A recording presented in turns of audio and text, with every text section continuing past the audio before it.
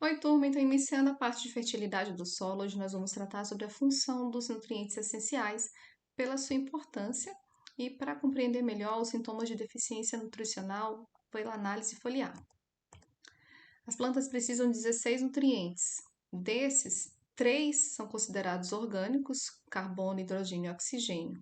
O carbono é obtido a partir da fotossíntese. Nos estômatos, as plantas absorvem o gás carbônico, CO2, e transformam em moléculas de glicose. Aqui, 6 moléculas de CO2, dióxido de carbono, com 12 de água, com a energia da luz do sol. As plantas produzem 6 moléculas de oxigênio, uma de glicose e 6 de água. Esses compostos de carbono aqui, esses carboidratos, formam todos os elementos que compõem o corpo da planta e constituem cerca de 13,5% dessa massa. Cerca de 1,5% apenas é constituído pelos elementos minerais, então são os outros 13 nutrientes essenciais que nós vamos ver hoje, e 85% é água. Então, o que é nutriente essencial? É um nutriente que constitui todas as células e órgãos da planta. Ele não pode ser substituído e ele é necessário para que os processos ocorram na planta. Que processo? Frutificação, floração, produção de sementes. Só pode ser concluído, a planta só consegue concluir seu ciclo se ela tiver esses nutrientes. E aí a gente classifica os dois em macronutrientes e micronutrientes. Macronutriente é um nutriente requerido em grandes quantidades, quilos por toneladas. Para cada tonelada de produto de fruto produzido, são necessários 100 quilos, 50 quilos daquele nutriente. Enquanto que micronutrientes eles são requeridos em pequenas quantidades. Para a mesma tonelada de fruto produzido, é necessário apenas algumas gramas daqueles nutrientes.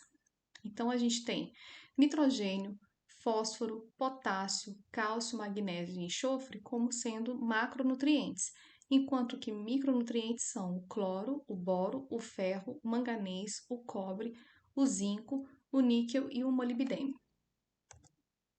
Notem aqui nessa tabela que para cada tonelada de produto produzido, tonelada de grãos no caso aqui, da maioria desses exemplos, são necessários, por exemplo, de 50 a 70 quilos de nitrogênio, de 6 a 10 quilos de fósforo para a produção de 1 tonelada de caroço de algodão. Já para milho, para cada tonelada de milho de grão produzido, são necessários de 25 a 30 quilos de nitrogênio. Já os micronutrientes, eles são requeridos em pequenas quantidades, vocês vão ver que em gramas. Notem aqui, para algodão, para a mesma tonelada de caroço produzido, são necessários cerca de 118 gramas de boro, 42 gramas de cobre, 1.200 gramas, né, que seria um quilo já de ferro, 92 gramas de manganês, uma de molibdênio e 43 de zinco. Então, macronutriente ele é requerido em grandes quantidades, micronutriente em pequenas quantidades. Geralmente, os macronutrientes estão associados à constituição de parede celular, eles são utilizados em grande quantidade dentro da célula, enquanto que os micronutrientes eles são utilizados em poucas enzimas, né? Em pequenas enzimas, que são umas moléculas que fazem vários processos. Dos elementos na tabela, que é a tabela periódica, então a gente tem aqui em verde 3 elementos que são os elementos essenciais para as plantas. Existem também 4 elementos que não são essenciais para todas as plantas, mas para algumas plantas eles são necessários. É o sódio, o cobalto, o silício e o selênio. E nós temos também o H, o hidrogênio, o carbono e o oxigênio como esses elementos não minerais, são os associados a compostos orgânicos. Compostos orgânicos são formados por carbono, oxigênio e hidrogênio. Então aqui nós temos os macronutrientes e aqui os micronutrientes. E é importante vocês saberem que as plantas absorvem esses nutrientes de uma forma determinada. Assim como nós não comemos arroz cru, apenas quando o arroz está cozido, as plantas também, elas não vão absorver esses nutrientes se eles não estiverem em suas formas iônicas carregadas. Então, notem que a maioria deles, inclusive, são carregados positivamente. E aí a gente tem o nitrogênio sendo absorvido como nitrato ou íon amônio, o potássio como K+, o cálcio como K2+, o magnésio como Mg, né? Magnésio 2+, fósforo sendo absorvido como íon fosfato em uma outra forma, o enxofre e o silício, o enxofre numa forma iônica negativa como íon, ânion, o cloro também como ânion, Cl-, o boro como ânion, BO3, 3-, o ferro, o manganês, o sódio, o zinco, o cobre e o níquel, todos também com cargas positivas, ferro 2+ e 3+, manganês 2+, sódio mais, zinco 2+, cobre mais e 2+, níquel 2+, e o molibdênio como íon molibdato, é um ânion com carga negativa. Desses elementos, vocês vão notar que 10 têm cargas positivas e 5 cargas negativas. Vamos ver aqui, então, a função dos nutrientes, por que eles são tão essenciais e requeridos em tão grandes quantidades pelas plantas. O nitrogênio está associado à clorofila e aos aminoácidos, que são os tijolos que compõem as proteínas. O fósforo é um componente vital do ATP, a moeda energética da planta. Então, todos os processos precisam de translocação de energia para acontecer. É o ATP, que é essa molécula que doa energia química quando ele é quebrado. E é o fósforo que forma o ATP, o P, adenosina trifosfato, P é de fósforo. O potássio ajuda no movimento da água, dos nutrientes. Ele é o elemento que está em maior quantidade dentro das células, né, vegetais, porque é ele que vai fazer vários movimentos de translocação, né, de açúcares, é uma troca que acontece nas membranas. Cálcio também está muito relacionado a isso. A lamela média é constituída por cálcio e ele também faz parte de alguns compostos que estão na membrana celular. Então, toda célula verde, toda célula que faz fotossíntese precisa de magnésio. Não só magnésio, vocês vão ver que ferro, manganês estão relacionados também a enzimas da fotossíntese.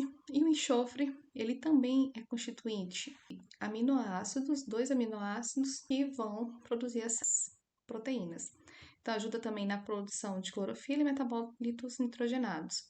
Já entre os micronutrientes, o cloro ajuda na aclimatação de plantas quando há mudanças na disponibilidade de água, transporta cálcio, magnésio e enxofre dentro da planta. O boro trabalha com cálcio para produzir parede celular, essencial para a divisão celular, e ajuda na polinização e desenvolvimento da semente e do fruto. O ferro ajuda na produção da clorofila, também tem funções enzimáticas, então ferro e manganês são constituintes da clorofila. O manganês regula o metabolismo das plantas, ajuda na evolução do oxigênio dentro da planta. O cobre ativa enzimas que sintetizam lignina. Lignina é o composto que confere dureza para as madeiras. Madeira é duro, diferente de uma erva, porque ela deposita lignina, que é como se fosse um cimento, nas paredes celulares. O zinco na produção de clorofila também, converte amido a açúcar, ajuda a resistência ao frio, crescimento e elongação do como. O níquel suporta funções enzimáticas, metabolismo de nitrogênio, de ureia e amônia utilizável, e o molibdênio suporta funções enzimáticas e a síntese de aminoácidos. Eu vou dar então ênfase no nitrogênio, no fósforo e no potássio. Nitrogênio, ele é requerido por todas as plantas, porque ele faz parte da composição de todas as proteínas. Notem que aqui na fórmula das proteínas você tem sempre o nitrogênio como parte dessa composição. Você tem nitrogênio em todos os aminoácidos. Quem é o aminoácido? O aminoácido é o tijolinho que forma a proteína. Então, nós temos 20 aminoácidos, todos eles têm o nitrogênio em sua composição. As proteínas são essenciais para vários processos. Todas as enzimas são proteínas, são as enzimas que catabolizam vários processos da planta, não é isso? E além disso, ele faz parte da composição das bases nitrogenadas. As bases nitrogenadas são as que compõem o DNA, que é o material genético que está presente lá no núcleo de todas as células. Então, nitrogênio é um nutriente muito requerido, muito importante. A baixa quantidade de nitrogênio geralmente induz a floração. Uma planta que é deficiente em nitrogênio, ela não vai crescer, ela vai tender a ser menor.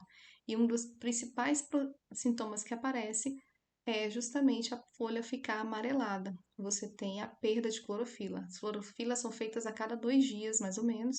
Então, se falta nutriente, essa produção de clorofila para substituir as que estavam em atividade fica comprometida. Então, o primeiro sintoma que se vê é o amarelecimento dessas folhas.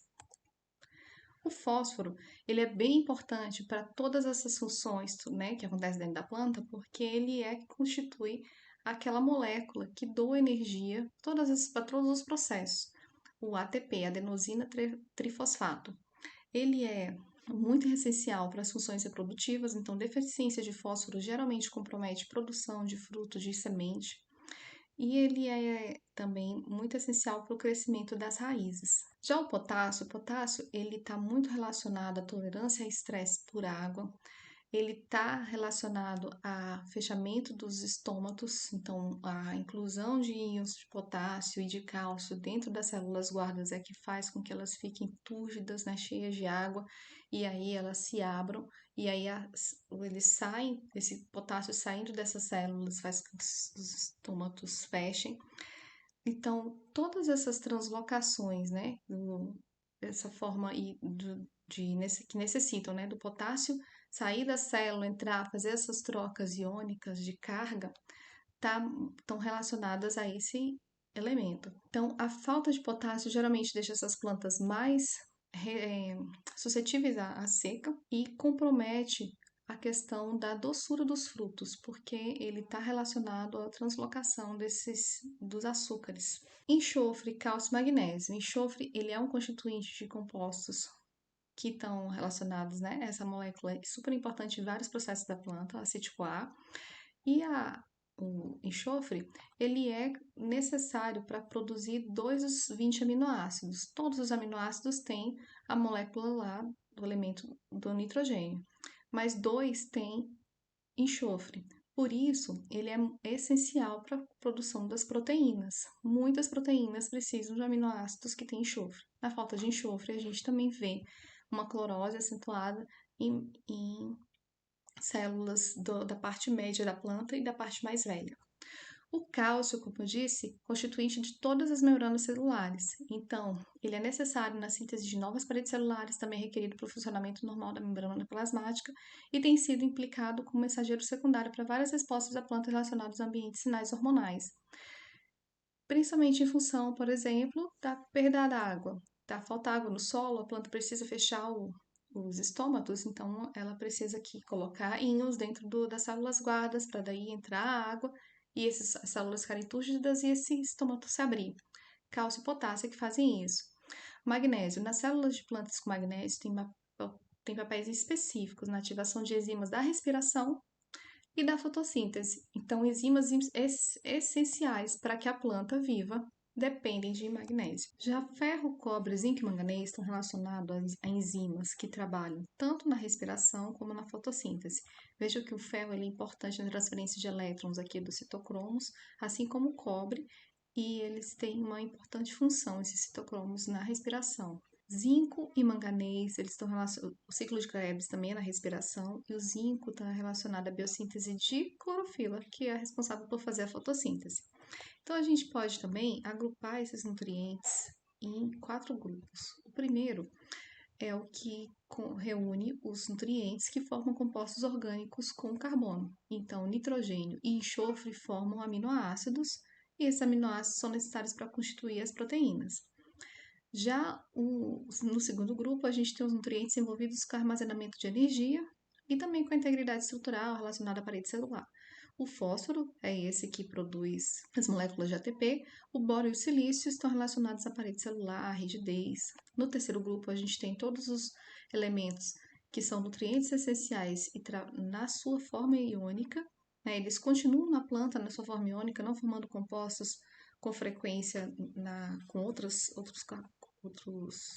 substâncias. Então, a gente tem o potássio, o sódio, o magnésio, o cálcio, o cloro.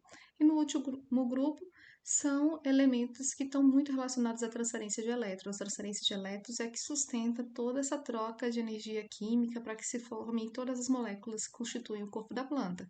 É o ferro, o cobre, o zinco, o molibdênio e o níquel. Então, por hoje a gente acaba aqui e até a próxima aula.